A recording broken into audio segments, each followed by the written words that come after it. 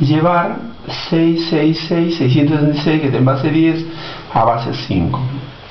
Para llevar un número de base 10 a otro número en base diferente de 10, aplicamos divisiones sucesivas.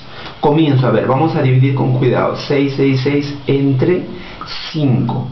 Al dividir 666 entre 5 te va a dar 133, ojo, de cociente y 1 de residuo. Vuelves a dividir sin miedo entre 5.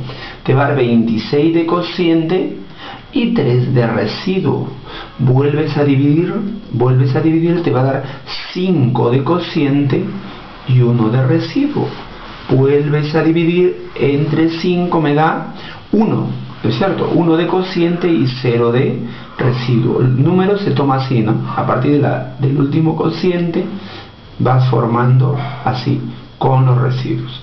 Entonces puedo afirmar que el número inicial 666 llevado a base 5 sería, comienza de ahí, 1, 0, 1, 3, 1, pero ¿en qué base?